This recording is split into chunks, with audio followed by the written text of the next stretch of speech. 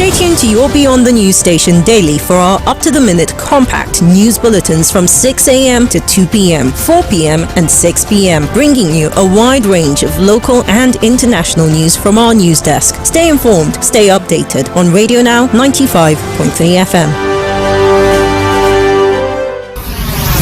Every second and every minute, something new happens.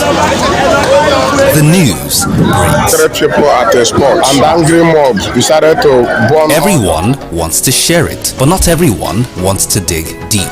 Now that's where we come in. We bring you the news and go beyond with in-depth conversations and analysis with stakeholders. I honestly think that the federal government on its own part has broken. If voters or more people want to be part of that decision-making process, they need to be part. GDP is not a good measure of development anyways. We are not there. We need to counter the narrative of the fact that our vote does not count. If your vote does not count. We bring you the story within the story. And that's what makes us tick. We are Radio Now 95.3 FM Lagos, and we go beyond the news.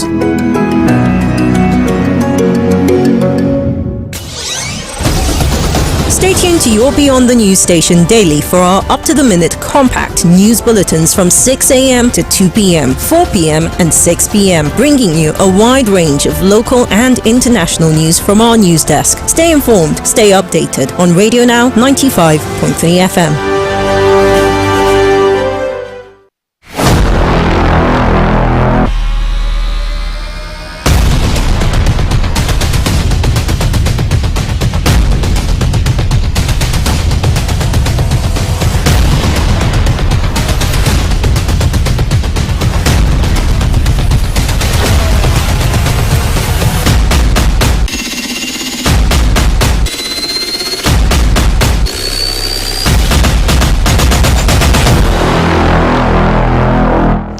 Good evening and welcome to the big story here on Radio Now 95.3 FM Lagos. I am Chika Ago.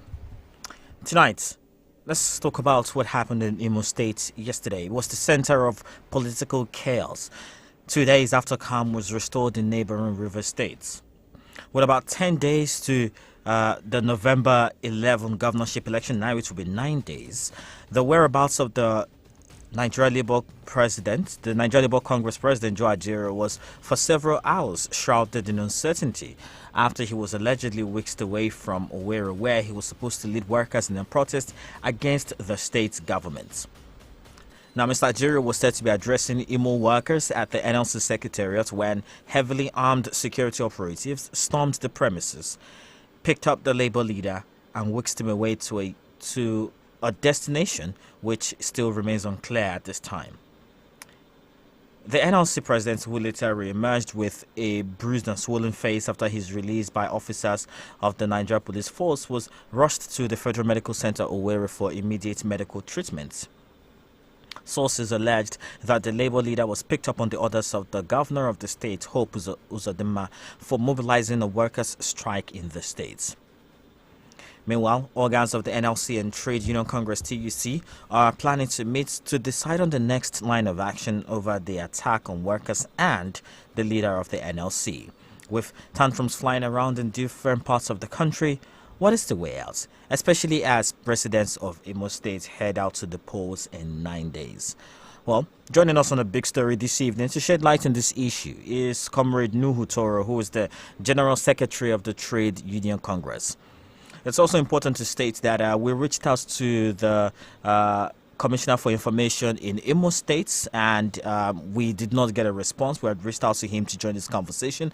We also reached out to the police authorities through the spokesperson of the Nigeria Police Force, Henry Kafo, in Imo State, and also we did not get a response from them from them when we asked them to join this conversation. But hopefully we're able to get Comrade Nuhu Toro on air in just a moment. So stay with us. This is the big story. Good evening. Stay tuned to your Beyond the News station daily for our up-to-the-minute compact news bulletins from 6 a.m. to 2 p.m., 4 p.m. and 6 p.m., bringing you a wide range of local and international news from our news desk. Stay informed, stay updated on Radio Now 95.3 FM. News and information go around every second. The ones who deliver it and how matter. We give you depth, substance from the real sources. I made statements in that regard, and the first point I called was the National Working Committee. There wasn't any agreement between Bashir Machina and Ahmad Lawan. The DPO, the Divisional Police Officer who is on grounds there, went there. Also giving you a more human angle on the events that matter. They are not people that live in mansions, but they are people that live in the localities, and the people are afraid to. There are so many issues there in area boys. Then we now went to. Let's cut the convention and rather have a conversation. Radio Now 95.3 FM, Lagos. We go beyond the news. The more we talk about it, the less we fight about it. This is not a natural disaster. This is a lack of planning. The money that these people have been borrowing over the years that have indebted this country so much, where are those money that they borrowed gone into? This Lagos flooding has shown that Lagos is not working for people in Lagos. Join the conversation. Dial 0913 5000 953. Connect with us now via our social media channels. Facebook.com/RadioNow953FM. We're on Twitter too. Connect with us there and get involved. At Radio Now 953FM. 953FM. Like what we do? Share it on your socials and tell everyone. Want to see some more of us? Head over and meet us on Instagram at Radio Now 953FM. Get in touch. We'd love to hear from you.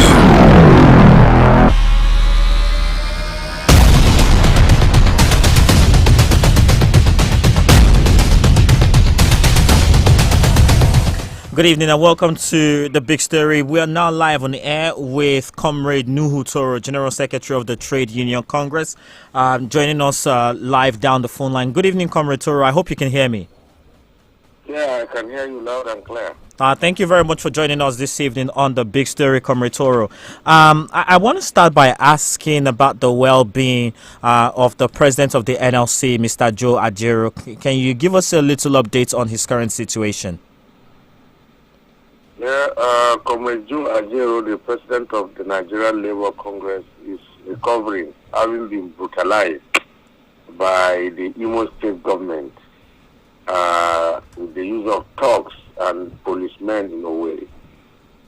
It all started yesterday in the morning when union leaders gathering at the Labour House in Owerri. And suddenly we saw clubs with policemen dressed in their uniform, but you cannot identify them because their badge of rank was not fixed and their name tag was not fixed. The vehicle they came with had no number plate. They brutalized Joe AJAERO. They dragged him on the floor, took him in their vehicle and took him to an unknown destination. This is an impunity of the highest order, and it suggests autocracy by the Imo State government. What are the issues? We were in Imo to sensitize our workers and have rallies over unfair labor practice. Sometime on the 7th of May this year, we signed a memorandum jointly between the NLC and the TUC with the Imo State government over practices. The first item on the memorandum is that they are going to constitute a tripartite committee to dispense with the complaint we have lodged. 7 months down the line, the Imo State government didn't deem it fit to constitute that tripartite committee, which in our opinion suggests bad faith. So these talks later unleashed their mayhem on the workers, including affiliates of the NLC from the Maritime Union and affiliates of the TUC from RITIAN, Road Employers Association of Nigeria. Of course, the police in its usual manner accompanied the talks, led by one special assistant to the governor of Imo State on special duties, Chinasa Nwaneri. Of course, there are other people we were able to identify, one Tape and Madoka. They descended on the president of the Nigerian Labour Congress, overpowering few workers who were around and took him away. So we are in a democratic setting, and if about to just go away, I mean, it will send a very dangerous signal. So the trade union movement in Nigeria will take a decisive position on what to do. But this is unacceptable, even in dictatorship. We were not treated like some cheap criminals, and we will not accept this kind of treatment under a democratic dispensation that we fought for. Right. Comrade Toro, my understanding, and please help set the record straight, is that the NLC was in Imo State to mobilize a strike against the state government for non-implementation of, like you said, some of the agreements that both parties reached. Was there any, is that really the case? Was that why you were there? And was there any sense from the government that they did not want you there?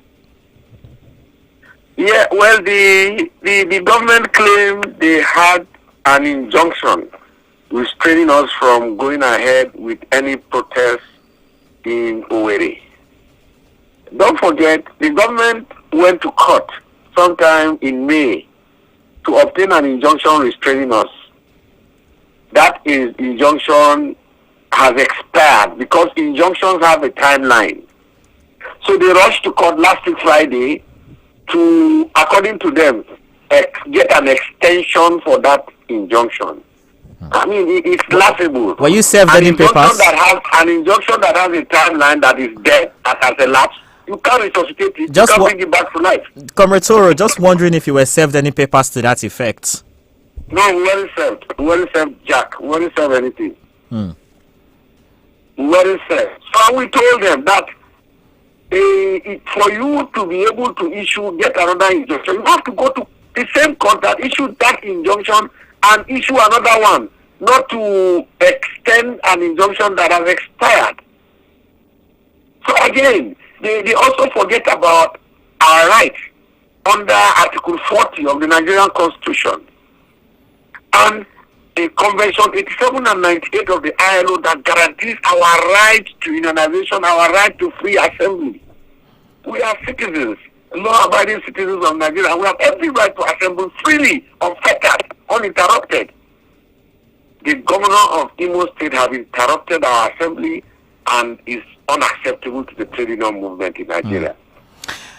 In the police, the police say that Mr. AJAERO was not arrested, that in fact they have no hand in whatever happens to him yesterday. They say that what they did was take him away from the venue because he was being attacked by thugs.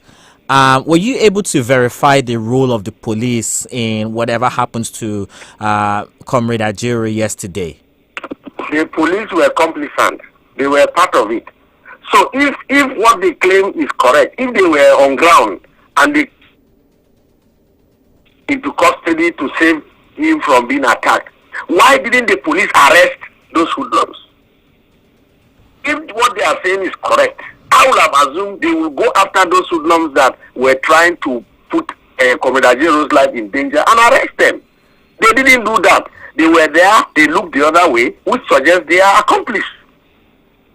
And because they have planned what they want to do, like I told you earlier on, they were in black uniform, black police uniform, but they removed the tag, they removed their badge of rank. The vehicles they came with have no number plate. So tell me, how do you identify them? But they were carrying AK-47s, and everybody knows that only security agencies in Nigeria carry AK-47s, and they are the same set of persons that took AJAERO away. So it becomes laughable if they tell us they are not aware. It becomes laughable. So I mean, my understanding now is that Comrade AJAERO was eventually found, because when he was taken yesterday, it was not clear who took him or where he was taken to, and so many are wondering, where was Mr. AJAERO found? Where did we find him, and who did he say he was with? It was not correct for anybody to be under any illusion that they didn't know who took him from the labor house in Owerri. The police took him. They took him to an unknown destination. Comrade AJAERO is alive, and he can attest to the fact. I have spoken to him. They took him to an unknown destination. They molested him. They harassed him. They beat him up. They threatened him. It was only God that brought him out. It was after we issued that statement that the police now brought him out. But he was all along in their custody. The police were watching those hoodlums, those scouts, sponsored by Uzodimma, governor of Imo State, were there, brutalizing him, and the police never said anything.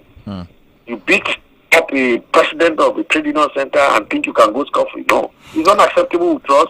We will take a very decisive action on not even the government of Hope Uzodimma, the government of Bola Ahmed Tinubu, because if the president is aware of what is going on and he looks the other way, then I'm sorry, it becomes a terrible situation. We are in a democratic setup. Even in the worst military dictatorship, we didn't get this type of act of impunity and unfair treatment on our leadership. So, Comrade Toro, I wonder what this means for your deliberations with the Imo State government going forward. At this point, obviously things have gone sour. Is there any room for is there any room still for dialogue to address not just what happened yesterday, but all the other issues that led us to the events of yesterday? So the dialogue, as I'm speaking to you, has deadlocked. It has deadlocked because we went on a peaceful mission to have a conversation to sensitize our workers who were brutalized. That is the act of impunity. We will do whatever is permissible under the law to fight for our rights. But I can assure you and our listeners that this terrible act by the governor of Imo State will not go unchecked. Comrade, do you think that this has got anything to do with the elections coming up on the 11th of November? The fact that the government probably thinks that there is some hobnobbing between the NLC and the Labour Party in Imo State to, sort of curry favor among voters in the state against the APC. Do you perhaps think that that the forthcoming elections is playing a significant role in how the state government is reacting to your protests? No. I disagree in total. Don't forget, this issue did not start today. This issue did not start yesterday. It started 7 months. In fact, preceding 7 months down the line.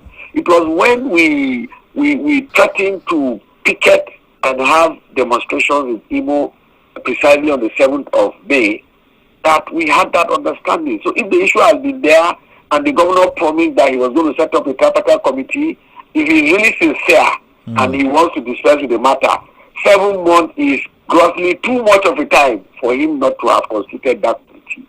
And now they want to hurriedly say they want to constitute a committee. It's just bad faith.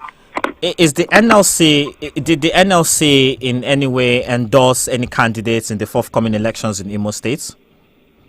No. If you know the way the trade union operates, we don't endorse candidates. We don't endorse candidates because we are a Nigerian movement. We are a pan-workers movement. And yes, workers have a right to belong to any political party of their choice. But it is not in our modus of operandi to endorse any candidate. We have never done it and will not do it. And so, I guess for the people who are caught in between this conflict between the trade unions and the government, there's a lot of uncertainty for them. So what does this mean for the workers right now, given that the conversations, the dialogue between the trade union and the government, like you said, is deadlocked? What does it mean for those who are caught in between? Well, the truth of the matter is we will have to put records straight. The fallacious information the Imo State government is chunking out needs to be re-explained. We need to explain to Nigerians the true situation, and we need to explain to Nigerians the role both the Imo State government and the police have played in this crisis. And I can assure you that we will do everything possible in no distant with the NLC and the TUC. We take a decisive decisive step, and it will be in the public domain. But this has never happened. It's unacceptable, and we will fight it to the end. We're hearing news of a strike, not just only by the TUC or the NLC. We're hearing that some other unions are looking to go on a strike over what's happened. Is that something that you can confirm?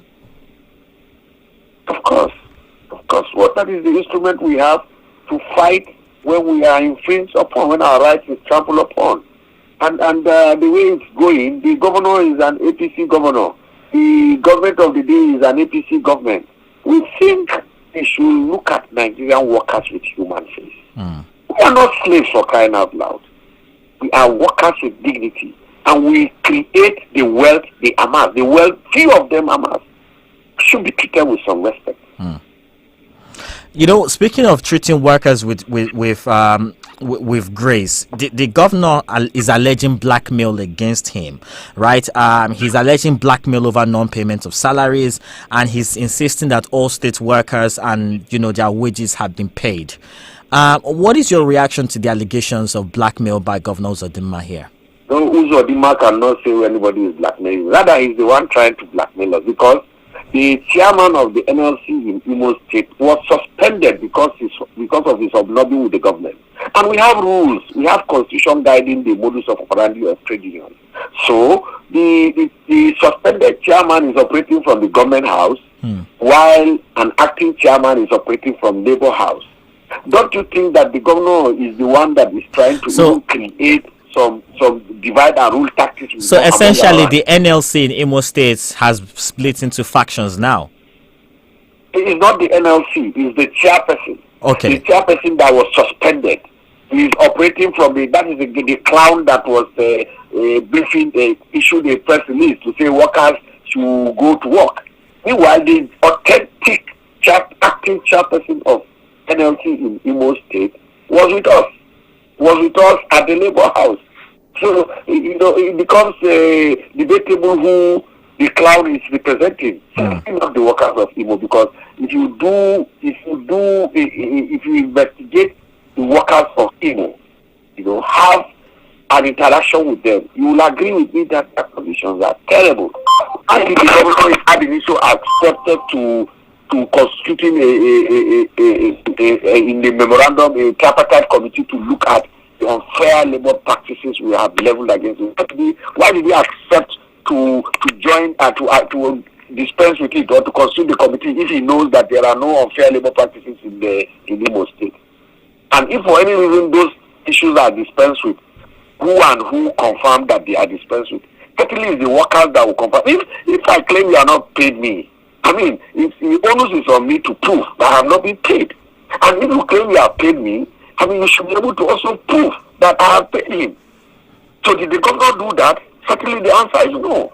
If we are saying there is unfair labor practices, workers are treated like slaves in Imo. I mean, the only platform that the governor can put his own part of the story on the table is in that tripartite committee that we had agreed will be set up, because our assumption was that if that committee was set up, it would have been able to dispassionately look at all of the complaints we lodged and hear the governor's side of the story, and we'll strike a balance at the end of the day and move forward in the interest of both the state and the workers of Imo State. Just before I let you go, Comrade Toro, I wonder if you think that the timing on all of this and the timing of these events could have come at a better time, especially given the nature of elections in Nigeria. When elections come, tempers are heightened. Attention goes away from pretty much everything else onto elections. It's almost as though governance takes a backseat around elections. And I wonder if you think that elections being just 9 days away has played badly on your intentions and what the NLC wanted to do in Imo State. Well, that assertion is not correct. Don't forget, I keep telling you that we started this in May. May to this time is 7 months. So it doesn't matter whether there is election or not. If an issue has been pending for 7 months, you didn't show any good faith, and now you are running helter-skelter. I think the situation in Imo is that of a dictator. Because I have also moved throughout the streets of Imo. You hardly see any poster of the opposition. All the posters in Imo are posters of Uzodinma. So if he is confident he is doing the right thing, why is he using talks to disperse workers? Why is he using talks to terrorize the labor movement? Why is he using talks to beat up and infringe on the labor movement's right? He should allow us to go to the street and let the public judge whether what he is saying is correct or what we are saying is correct. So from this standpoint, you will agree with me that it's just a case of oligarchy, a case of dictatorship, a case that is being threatened, that we are coming to ensure that the workers in Imo get what belongs to them. That is all it. Well, Comrade Toro, I want to say thank you very much for your time and your insights this evening. And again, I wish Comrade AJAERO quick recovery, and hopefully we can keep in touch with you, as this story develops. Thank you very much for your time. We appreciate it. Thank you for having me. God bless Imo workers. God bless Nigerian workers.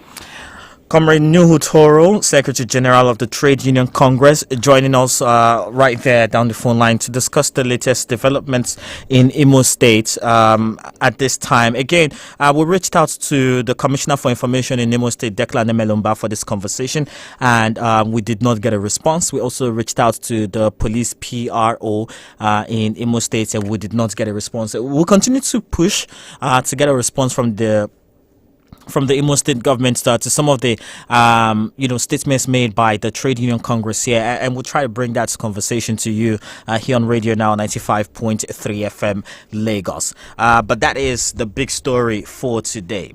However, at the round table, there's a very interesting conversation that I would love to get your take on. So, the President, Bola Ahmed Tinubu, has announced that ministers in his cabinet will sign an agreement with him at the end of the ongoing ministerial retreats.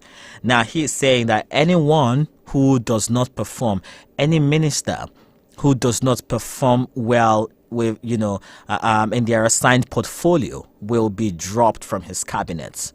What's your take on that? What will performance look like for you, as an ordinary Nigerian?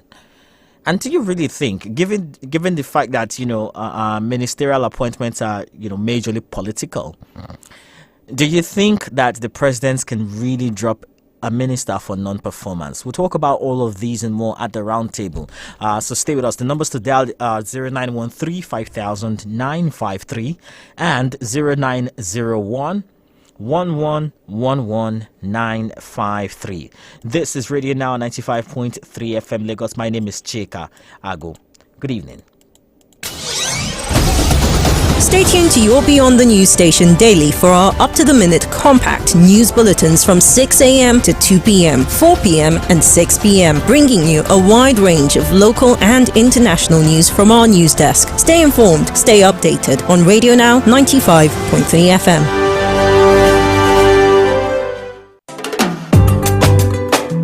Please, officer, now I know to make money today. I beg now. Hey! Today is the day you are going to pay for all your sins. Something exciting out of the stables of Sanitary Pad Media Campaign.